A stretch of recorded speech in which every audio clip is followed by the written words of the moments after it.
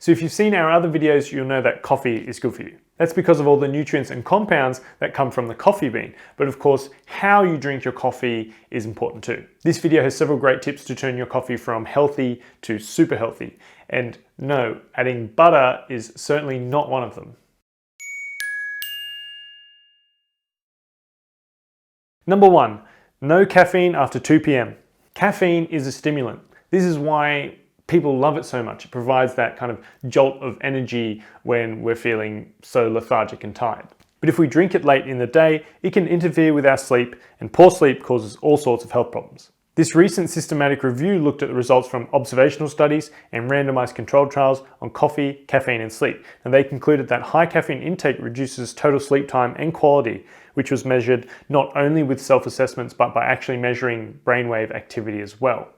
Now, it's much the same as someone who is really drunk yet still gets to bed for 8 hours. They might think they slept well and for 8 hours, but they didn't, and the next day it really shows. For this reason, it's important not to drink coffee too late in the day. Abstaining from coffee from after 2 to 3 p.m. is typically a good guideline. If you must, you could choose decaf coffee instead, or have some tea, which is much lower in caffeine. Number 2, add some cocoa to your coffee.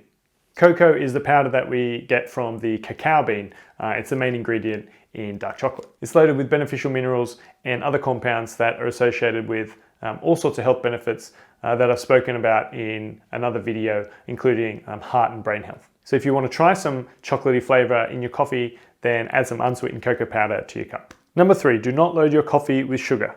Not exactly breaking news, but it's very easy to turn your coffee into a milkshake. The best way to do that is to put a whole bunch of sugar in it.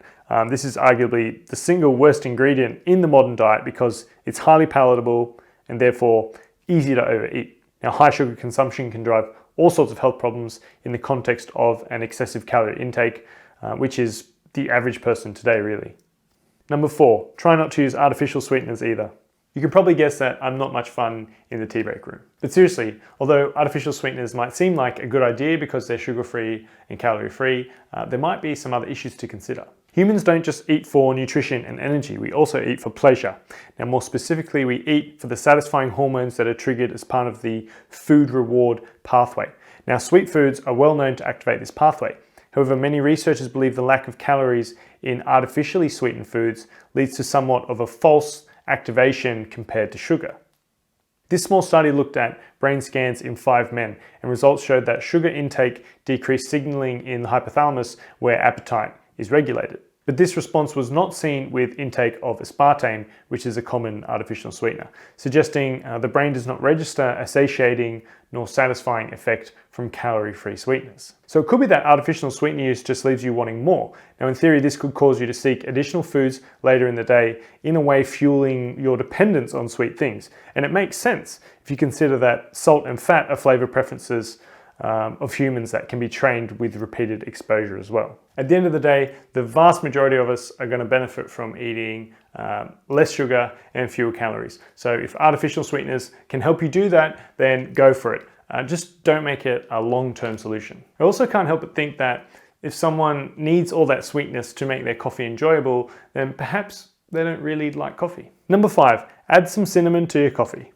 It's not very nice if I tell you not to use any sweeteners and then don't provide an alternative. Cinnamon is that alternative because it mixes particularly well with the flavor of coffee and it can be added to the coffee grounds before you brew. Many good quality studies show that cinnamon is particularly beneficial for cardiovascular health. So you should try add some to your coffee. It's surprisingly good. Thanks for watching. If you found this useful, make sure you give us a thumbs up, and don't forget, if you haven't subscribed to the Authority Nutrition YouTube channel, you can do so by clicking the big red button below the video.